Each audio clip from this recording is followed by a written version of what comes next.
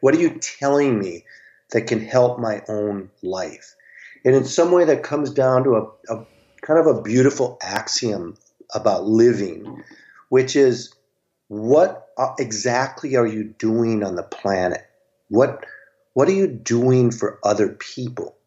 How are you being generous with your resources and with your skills and with your experiences? And so for me, when I see people lit up by the things I talk about or the music that I play, and they go off and do things themselves, that it inspires them. Hey, I just read your book and it's inspiring me to write a book.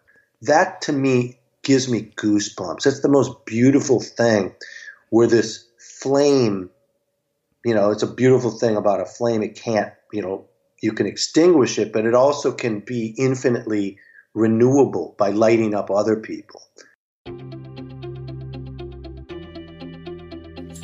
I'm Srini Rao, and this is the Unmistakable Creative Podcast, where you get a window into the stories and insights of the most innovative and creative minds who've started movements, built thriving businesses, written best-selling books, and created insanely interesting art.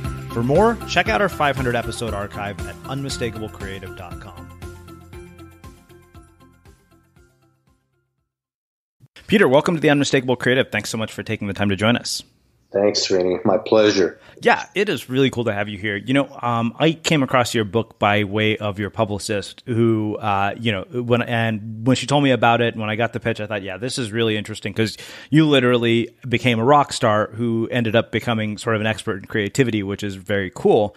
But where I want to start is by asking you about sort of the impact that the relationship you had with your father has had on your life and your career, because I know you talk about it prominently throughout the book, and I was just really kind of intrigued by that relationship and the influence that it's had on your life.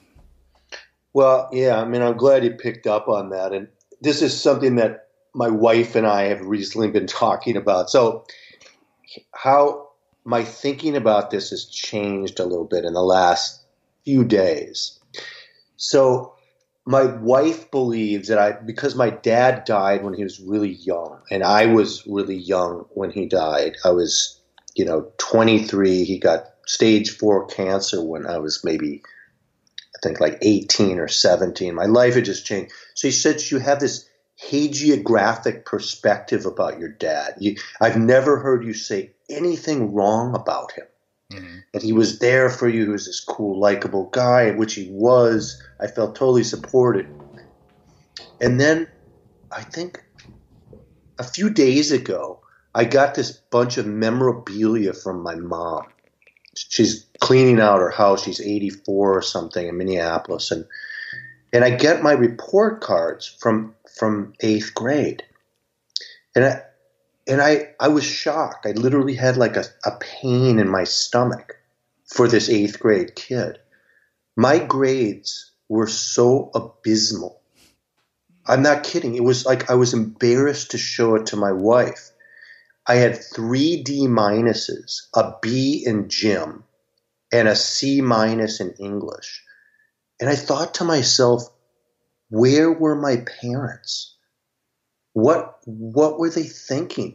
And these were my grades all through junior high and high school. So my dad was very supportive and loving, but in some way, he wasn't around that much. He worked, and my mom was a teacher. She worked. Maybe the answer to your question is they just gave me a ton of space. Wow. So two questions come from this. One of the things that I know you mentioned at the very beginning of the book was this idea that you knew you wanted to be a rock star, right? When you were a kid. And a lot of people have these sort of very weird creative dreams, and they're not really encouraged because they're not seen as viable ways of making a living. And, I'm curious, one, what is it about the way that you are raised that enabled that? Was it space that made that possible? And as somebody who has made a career out of being a performing musician, what do you say to people who are wanting to do that or seeing these kinds of tendencies in their own kids? Well, I'm sure your parents were super, creative as well, or they I read somewhere that they were teachers or professors. So they were modeling this kind of adventuresome intellectual behavior, or which I consider highly creative. It might not be performative like musicianship. So you, as a parent, I would say one thing is you model that behavior yourself. Let's say you're listening to, bebop jazz and it's like your thing. Your kid, I mean, if you want your kid to be a musician, you have to be somehow providing her with this access. So my dad owned an 8-track tape shop, as a matter of fact, in like the early 70s. And we'd bring home Janis Joplin stuff for me because he thought that was cool. He didn't know anything about music. And Jimi Hendrix and the Rolling Stones. I was like, as a really young kid, I had all this music. Mm-hmm. The other thing he didn't hover over me. I wasn't doing it for him. He gave me access and allowed me freedom and space, but I wasn't trying to please him. I think that's a mistake that parents often get into. Mm-hmm. How old were you when you first came to the realization that this is what you wanted to do with your life? Well, I think when I was younger, maybe 4th grade or 5th grade, I wanted to be an oceanographer. Uh-huh. And I was somehow told that you needed a lot of math for that, and that was somehow off-putting.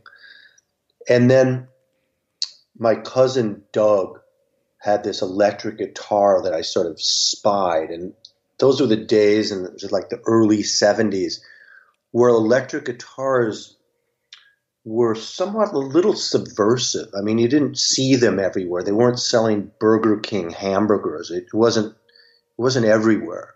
You'd find them in the back of a Sears catalog, and I would look at them and sort of stare. And there was something about the physical object that just possessed me. And I thought, this is going to be something for me, like a magic carpet. It's going to make me safe in the world somehow. Mm-hmm. Why is it that you think people overlook moments like that in their life, or write them off, or don't do anything about them? No, it's a really good question. I mean, I don't really deign to know the answer, but I can't offer a couple guesses. I mean, one is the level of intensity of that experience isn't profound enough. But I think probably more accurately, it's that they don't see that idea of seizing upon your dreams modeled for them. They probably see their parents in these jobs that they abhor. They probably see a lot of fatigue and sort of, phoning it in their life in general. I guess when I saw my dad, one of the things, getting back to that original question, what did your dad do for you? He was always really passionate. He was an entrepreneur. He had his own car battery shop. Maybe when I was an infant, he was going up against die-hard batteries as if that was possible. He created a security camera that, later got bought out by Honeywell. He had this 8-track tape shop. He had a cross-country ski. He brought his ideas into the world. For me, that was like normal. Mm-hmm. So what do you say to somebody who has not found whatever that thing is in their life that lights them up like this? And how do you find models if you haven't had them?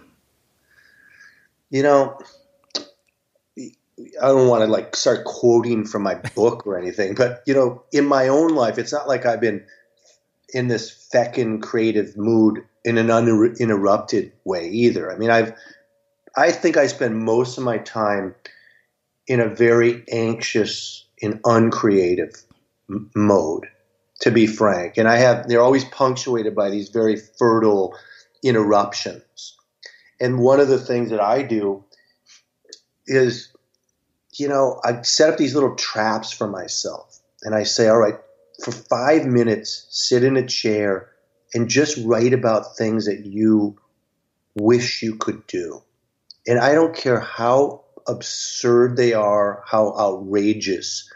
I want to learn to somehow flap my arms and fly or breathe underwater. I mean, all these, I just don't think at some point and just write and put down these ideas on paper. And then reading them, I think is a pretty interesting process.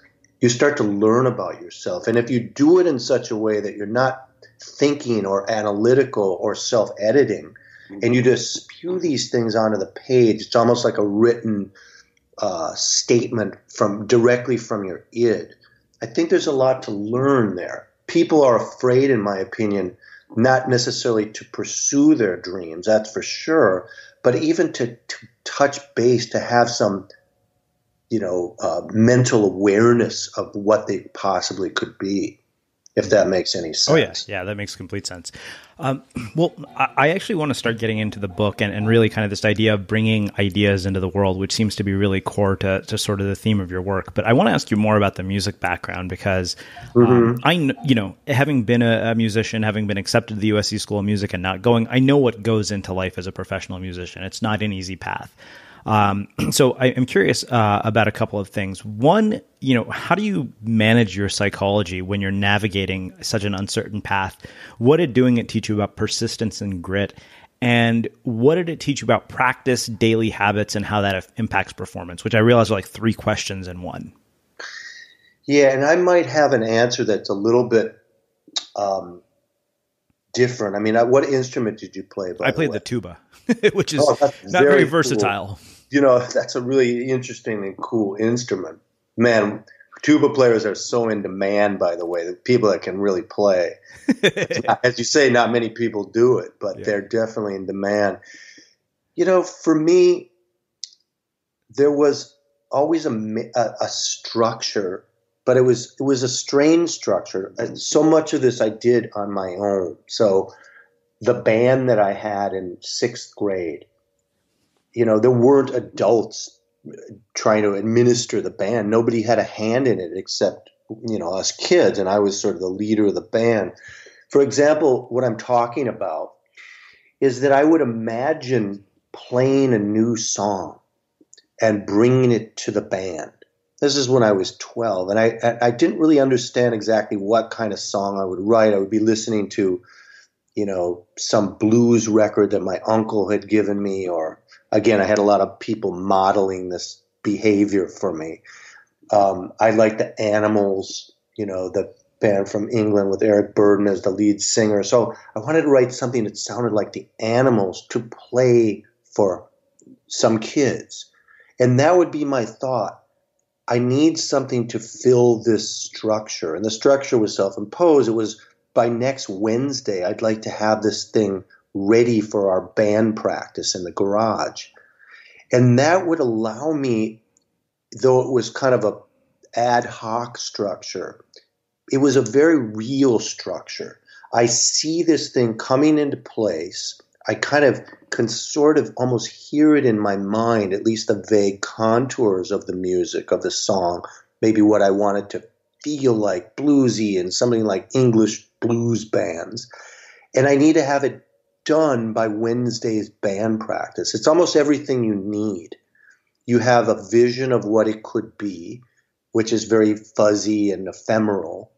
And then you have a very strict, dogmatic, structure to put that in. And in some ways, modeling this so-called left brain, right brain thing.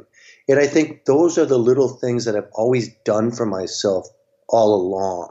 If I needed to take lessons in order to get this vision created by a certain time, or listen to a record and learn some licks off that, I would do that.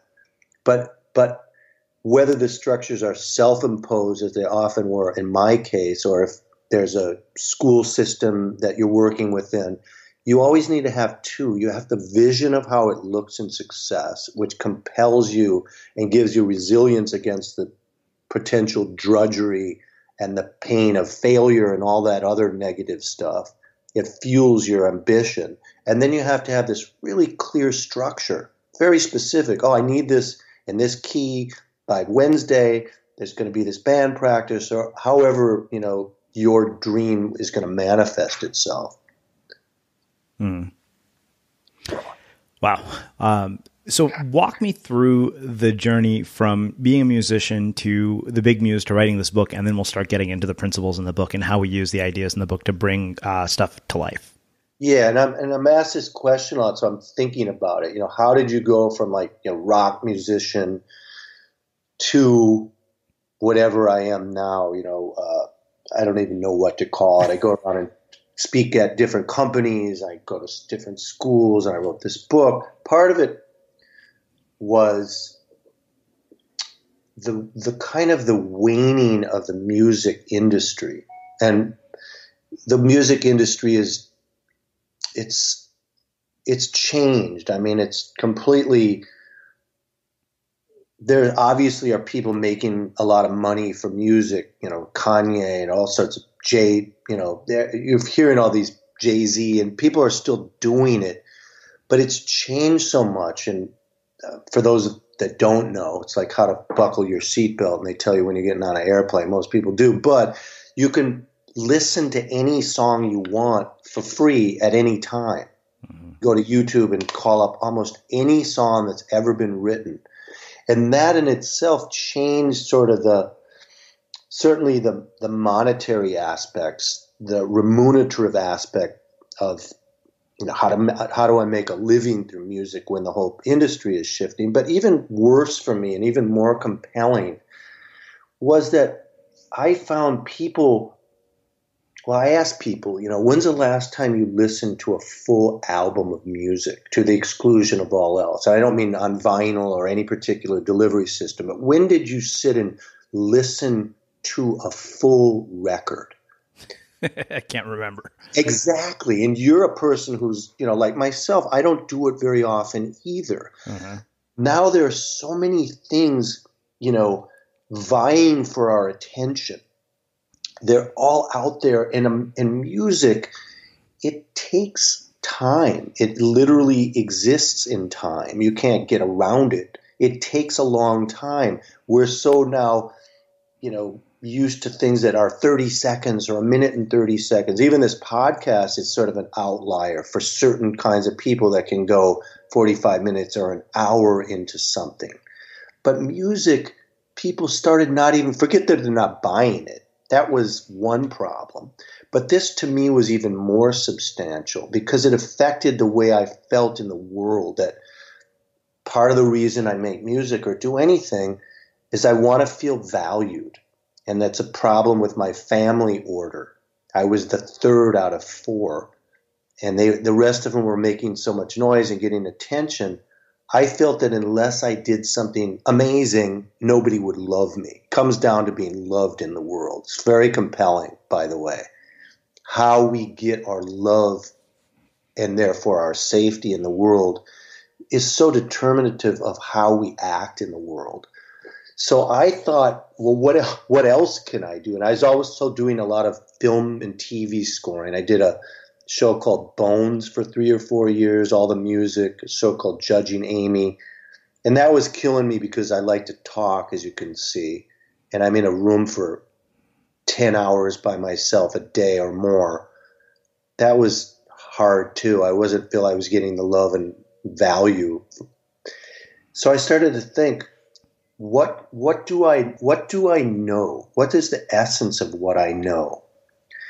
Well, part of what I know is how to make stuff under pressure, under tremendous pressure, especially with that television stuff where you have to write maybe 40 minutes of original music, fully produced, not like demos. There was no demo stage. It had to be shiny and bright and fully baked.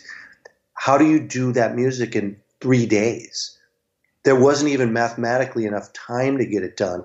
And part of what I started to think about was how then do you set aside the fearful voice, which tells you these things, whatever they may be, can't be done. And I started to think about processes and the way that I worked and the way other people worked. And I thought, I wonder if this could be valuable to businesses. I knew nothing about businesses, by the way, 4 or 5, 6 years ago. I mean, the word ROI, none of it, investments, capital gains, and none of it did I know. Still don't know much. I didn't even know, much about HR or anything like that, or creative leadership and development. I've never heard those words, the words that I'm around all the time now. So I had this vague suspicion that what I had was valuable. And I put together a little program and I offered it to a friend of mine who worked at a company in San Antonio, a technology company. Can you go down and do it for us? And I did it, and it was amazingly successful. They liked it, and I felt like, yeah, this is really something. And then I got hired by a friend who was working at the Gap. And it was, one thing led to another. And I guess I went where I felt loved and valued, quite frankly. I mean, I think that aside from the potential money that could be made from this, much more compelling in almost every creative case is where you're feeling this sense of love and value. I guess, that's as clear as I can be about it. How do you identify the things that are giving you a sense of love and value in your life and your work? That are giving it? Yeah. Well,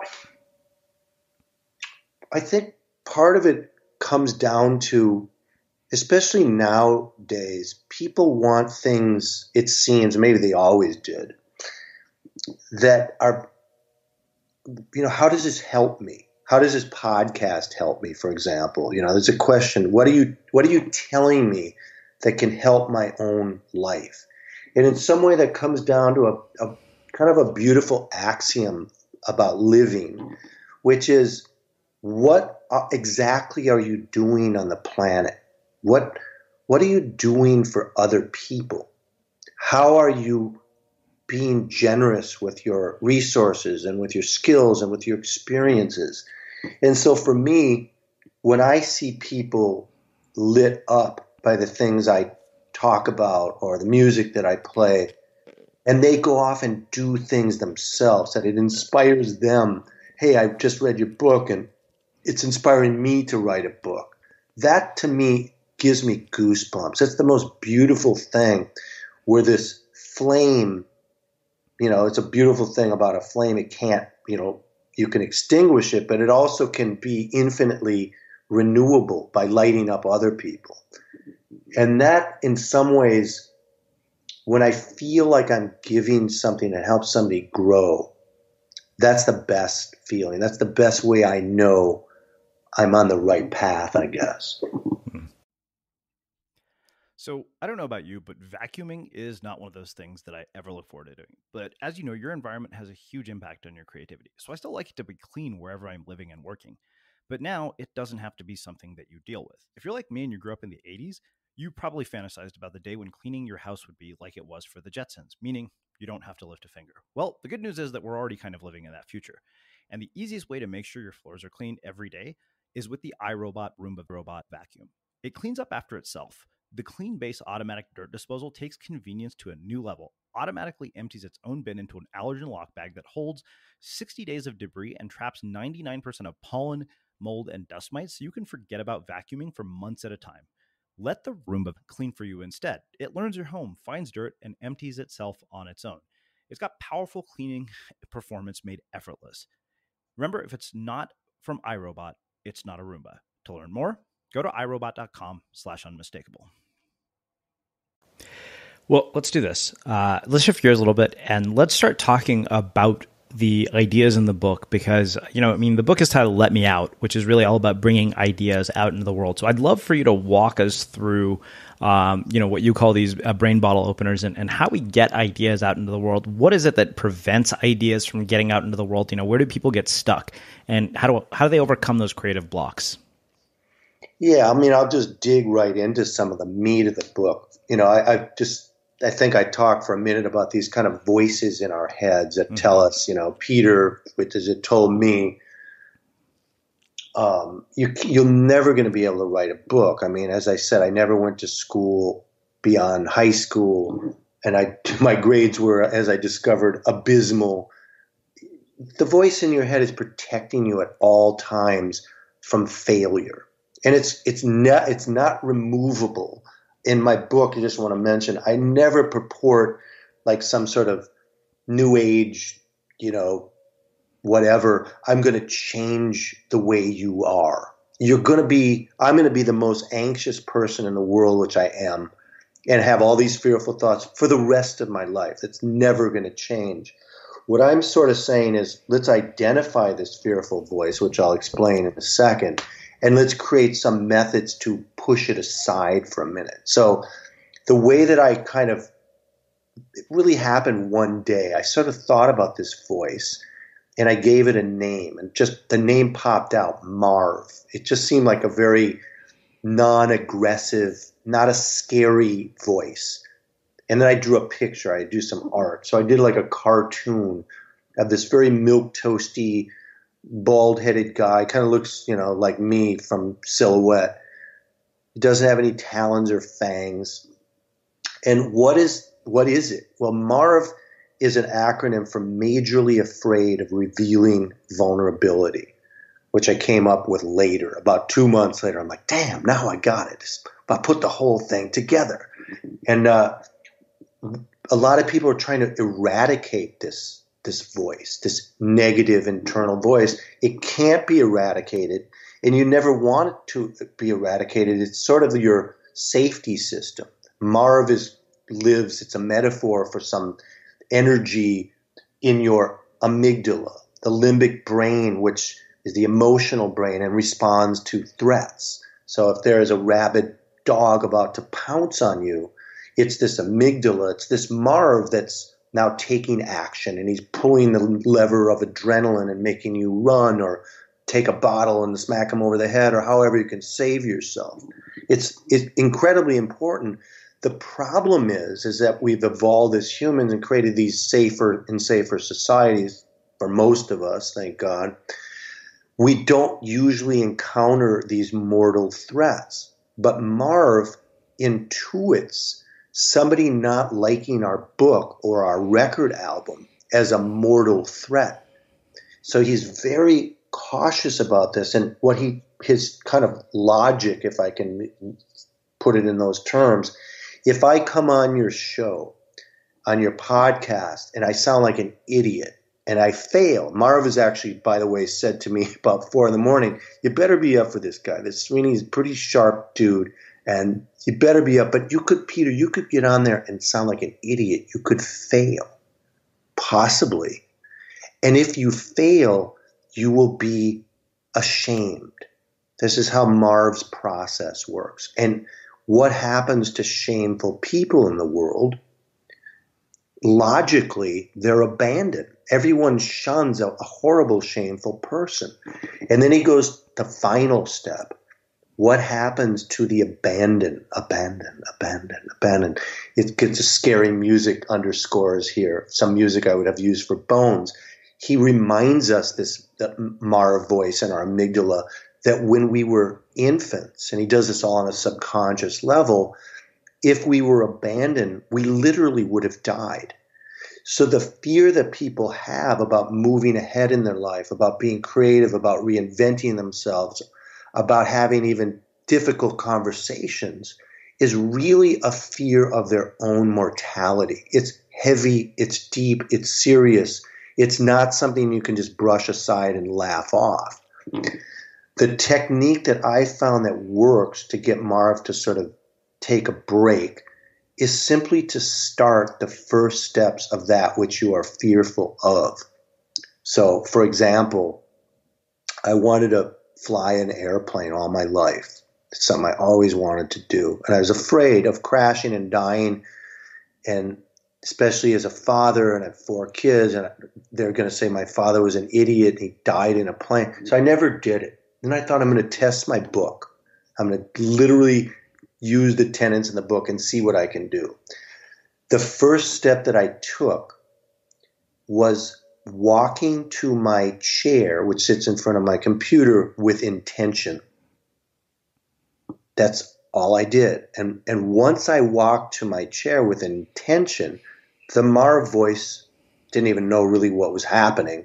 I sat down and then I Google searched flight times, test flights in Santa Monica, near where I live. Now those were tiny little actions, but they were, I don't even know how to articulate it. They were a universe apart. They were of a different order from my previous fearful mulling, as insignificant as they sound. And one step leads to another. And while you're in process, this Marv voice is kind of quiet. He's like, oh, Peter's Googling search for, he's cool. He's in process. Obviously, he's got this. And Marv leaves you alone. And I was, in a month or two flying over the San Fernando Valley in a Cessna. And Marv was basically in the back saying, yeah, right on, Peter. So, I mean, that's a little bit of how I explain that internal voice. Mm-hmm.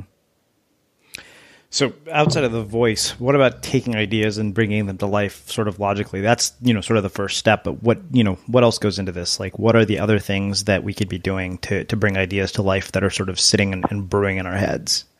Well, I mean, it is a first piece, but it's the first, middle, and last piece as well, because that voice is always there. So in writing the book, for example, I was just using the things that I have done that were very fearful for me. And what did I do with this process? It was simply a matter of getting this Marv to move aside. And as far as a book goes, the things that we want to pursue, how to pursue them is fairly easy, especially these days. There's so many, manuals online and so on. The technical aspects of how these things are done are far easier than managing the emotional things that prevent us from doing it. So as far as the book, I started writing an outline or a chapter, and I got help from other people. The other thing that Marv prevents us from doing, this internal critic, and I'm going to ask you about this too. Yeah. When you started this podcast idea, how long have you been doing it, by the way? At the end of this year, it'll be 8 years, I think, or 7 years. Losing track. A super long time. So, I mean, I'd feed it back to you. Yeah. Was there any point at the beginning where you had any doubts about its success? Yeah. I mean, the beginning, the middle, and the end. Yeah, that's right. It's always there. So, and then the other question I want to ask, too, which relates to one of the ideas in my book, who specifically did you go to? I'm assuming you didn't do the entire thing in a vacuum. Who did you go to for support or advice or even run the idea by? So the idea was never even mine to begin with. Mm-hmm. One of the people I was in a course, one of the lessons was interview somebody. And so instead of interviewing one person, I interviewed, 13, and the 13th guy I interviewed said to me, he said, I think you should take this and spin it out as a separate site. And he actually ended up being, my first business partner. Like, he's the one who helped me build the website. He helped me do a lot of the initial work. Right. So I'm so glad you said it. The way that you articulated it is so good. I have like goosebumps because of the truth of it. And it sounds maybe simple, like, you've met this guy and you work together. Here's something that I find always existent in people who seem not to be able to get their dream off the ground. And I asked them, who have you shared this idea with? Who have you, if not made a formal partnership, who have you enlisted for some form of support, some feedback? The people that haven't got their idea off the ground almost uniformly say, well, I don't have anybody. I've been kind of working this by myself. And I'm like, having somebody is so crucial, even though I had made all these solo albums. They weren't solo albums. There were so many people helping me with my idea. When Bruce Springsteen makes a solo album, there's so many people helping and supporting and advising and obviously literally playing with him. As far as I can see, the most sort of solo person ever was Prince. Now, he's a kind of a rare case. Maybe his genius allowed that, but in the end, it probably killed him as well. So we won't dwell on Prince, one of my musical heroes. But could you imagine having any success at all in this very successful podcast that you're doing without that 13th guy that you interviewed? No, we wouldn't have even started it or spun it out into what it is without it. Yes. It's a beautiful, I like it because it's such a simple thing to do. Yeah. Find somebody, and by the way, to clarify, it's a little tricky. You can't find some obsequious sycophant, to say everything you're doing is amazing. That's totally not what I'm talking about, as you can imagine. Yeah. And by the same token, there's a lot of people out there, even friends of ours, that maybe don't want to see exactly our success for one reason or another. Maybe they think we'll abandon them too. As I said, love and value is so important to people, and they can get sometimes negative. I think the key in finding somebody is that somebody isn't a problem identifier, or at least when they identify a problem, they come with a solution in hand, or at least the thought of creating a solution. Because if you come at somebody and said, Peter, what do you think of my song? I get this all the time. Every week people send me their songs, and I love it. And I'll never say, well, this bridge sucks. It's horrible. I'll say something like, if you notice what's happening in the third verse, where the lyric sort of leaps out, it's talking about something so poignantly and so universally. And it really gave me goosebumps by identifying sometimes what's beautiful about something. It's implicit, add that same beauty to the first two verses. So, finding a person who can give you support, doesn't even have to be necessarily knowledgeable about what you're doing, just some sort of support without being a sycophant and without pouring cold water on it, is crucial to whatever you're doing. Yeah, I'm glad you brought up the people who pour cold water on it, because that kind of set up the next question. I was going to ask you, I think sometimes what will happen for somebody is that they will, go out seeking support, and what will happen instead is they'll get discouragement, and at the first sign of discouragement, they give up or they quit. How do you deal with that? How do you overcome it? It happens to me so many times, and there'd probably be a million times it's happened to me. So look, I want to say I'm not immune to this kind of stuff at all. First step is to be very mindful that you can get this kind of cold water, so it doesn't come as a surprise. The people that literally throw cold water are not the people you want to deal with. People can give you very good advice and sort of, I hate even the word constructive criticism. To me sounds like cold water already.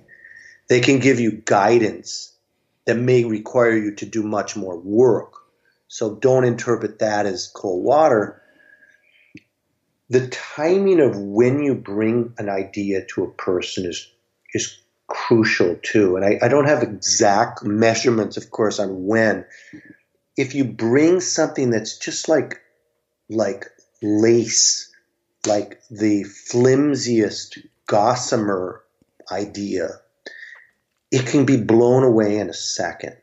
So it might be helpful to put a little meat on the bones of your idea, to sit with it a little bit before you bring it out into the world. Unless, of course, you have somebody that's you totally trust. Now, when you said you brought it to the 13th guy, you'd already been doing 12 of these interviews. You had already probably created a style. You had already learned from the first dozen of these things. When this guy heard it, although you said you've done 500, I'm sure you learned so much more. But by the time you hit 13, you had already made something of substance and weight. And that was, it was propitious timing because you couldn't have planned it. But that would have been the time to bring the idea out. It's got a little meat on the bones.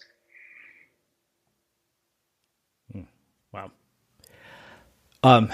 Well, I want to ask kind of, what your sort of day-to-day habits and routines and rituals look like as a creative person. Like, what does your average day look like? Well, again, I can see you've been doing these 500 of them because they're great questions. And I'll generalize this by saying I know a lot of artists and musicians, and a lot of people might think, and poets and writers, and some people generalize the, quote, creative type as being this sort of mercurial, sort of sleep late into the day and, get high and ideas come to them. I'm not going to name names, but nobody I know isn't an amazingly disciplined, hard worker. I mean, anybody that you admire, they are working this shit to the bone, and they're learning and they're frustrated and they're going through some kind of process. So that's a general sense. So for me, I'll just give you a rundown, and I don't suggest that anybody do anything like what I do, but it's very, very rigorous in terms of discipline in a certain way. So I happen to be what they call an observant Jew, and I observe the Sabbath, so I don't work one day out of the week, and I kind of completely exempt myself from any kind of technology. We could never do this podcast for me on a Saturday, not in 30 years, nor would I play a gig on between Friday night and Saturday night. That's a huge underpinning of a structure for me, and it gets theological, and I'm not going to get into that at this point, but I wake up very early in the morning because it's a great time for me to work, sort of in the stillness of the day before phone calls start coming. I'll wake up. I usually have have a prayer session that I do every day in the morning and a little bit in the afternoon and at night. And then I'll start maybe writing or answering some emails, something to do with writing or helping people. This goes on till about 10 o'clock, and then I'll work out. I like to box, so I go 3 or 4 or 5 times a week. Something that gets my heart really pounding and sweating. For sure, physical resilience. And I want to just throw this in here because some people might not factor it in. Physical resilience is such a huge component. And I know you surf and you look like you're in great shape, unless you just chose those pictures that reflect the muscularity. But it's such a huge part of having the stamina to create, to think, to be resistant to negativity, which is going to be there at every second. It's going to be the majority of time. You're going to have, I don't know, these ratios are just coming out of the top of my head, but like you're going to have 95% drag and maybe if you're lucky 5% flow. Mm-hmm. And having physical resilience, that you feel healthy and that you can breathe and you can walk, and that being a big part of your process is a huge component. And I know it doesn't somehow correlate for some people. One is physical and one is so mental. Yeah. We are, and this is, I say this carefully because some people don't know this at this point because they're always on the computer, always staring at a digital screen. We are not brains in saline solution. We're actually physical beings that walk in space. We're visceral beings. And that physicality is such a huge part of what we put out into the world, So at some point they're going to find there's got to be a better way than clicking away on a computer screen to do all this. It's too sedentary. It's not the right way. Oh, I couldn't agree more. I mean, I don't think it's a coincidence that my writing journey and my surfing journey started very much at the same time. Yeah, it's a weird thing. I never really thought about it that much. And as a kid, I wasn't like very athletic. It just somehow wasn't my thing. I've gotten so much more into it now. When I see how the one really reflects the other, this idea of moving through space.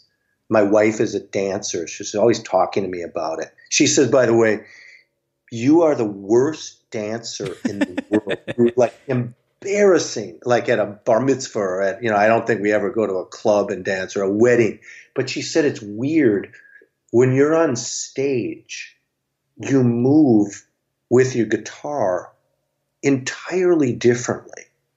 There's this, I don't know, this just sort of physicality that doesn't exist in your real life that exists on stage, where you're exuding a certain kind of energy. And I happen to think maybe because on stage I'm not thinking about moving and I'm not filled with this fearful voice that I'm the shittiest dancer that there ever was. That's kind of not happening.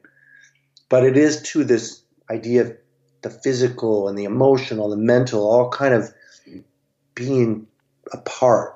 I got a stand-up desk, which I'm not using at the moment. I should have been. It's kind of a cool thing. I don't know. Do you ever use that? I know of them. I don't use one, but I know of them. It kind of is good. Sometimes you're just too tired, but you write differently and you think differently when you're standing up. I can't quantify how it's different, but it is. Wow. Well, this has been really cool. It's been different, and I really kind of appreciate the take that you've given us on creativity and the creative process. So I'm going to finish with my final question, which is how we finish all our interviews. What do you think it is that makes somebody or something unmistakable? Well, I had a chance to think about that a little bit. If I may, some of the things that I really love, and I guess I'm going to use music as a reference point, are things that I start out hating at first. It's like if I hear a song and it kind of makes sense and I get it, like, yeah, that's a really professional song. I get it. It's well produced. But somehow I'm not touched by it. It just goes into some file, like, yeah, whatever file. But then I'll hear something. Well, actually, when I was a kid, I heard this one guy. He was on his first tour, and I must have had my license because I could drive to a radio station where he was on tour and he was doing this live thing. And the guy was like weird looking. He didn't look like the bands that were playing in the mid 70s. Didn't look like any hard rock guy. Didn't look like Foghat. He just looked like a bum, and he was drunk too. He seemed pretty drunk, and he was playing the piano. He was playing kind of advanced harmonies, some of the big chords, but he was playing them it was roughshod. It was rough hewing the way he was playing. Like, I don't quite get this guy, and his voice was really ragged, and the stories he was telling were weird and drunk, and he smoked, and he told stories, and he was kind of funny, but, well, the guy was Tom Waits. And what was unmistakable about him was that his rough edges, his mistakes, his awfulness was combined with his technique and his beauty. There was something about him that was arresting in his rawness. And I think even people that are great, that are polished, like Prince, had a certain degree of that rawness too, that immediacy that sounded, how dare you do that? That's not possible to write a song called Soft and Wet. Who would dare? So to me, being unmistakable is putting all aspects of your humanity out there. Your pretty side, your beautiful combed over side, and also your raw, undiscovered side. Well, this has been fantastic. I really appreciate you taking the time to join us and share your story and insights with the listeners. This has just been really cool. Well, I have to say back to you, I will forever think of you as a teacher in some ways, and a mentor, and also the small things that you hear on a podcast or from somebody on a phone call. You never know who you're talking to, how those words are going to affect somebody. They can be so much more deep and so much more profound than you ever imagine. And you did that for me, and I'll always be grateful to you for that. Awesome. And for everybody listening, we will wrap the show with that. Next time on The Unmistakable Creative. I spent about 17 years being a professional dominatrix, a very successful one, in New York and other places in the world. And for the first years, the only reason I was doing that was because I knew how to make really good money. And I was pursuing a path as a Taoist. So my dream was to be a Taoist nun. I got as close as 4 days away from ordination, but fate had other plans for me.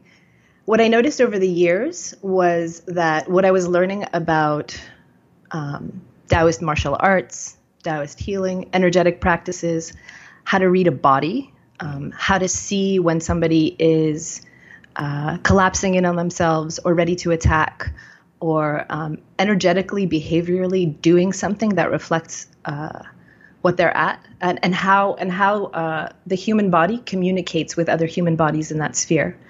And as I was studying, I started realizing that in the dungeon, where I'm paid to have power over a man, a lot of those same ways of being would show up. A lot of the same patterns that men have, that women have, would show up. Kasia Urbaniak joins us to talk about Foundations of Unshakable Power.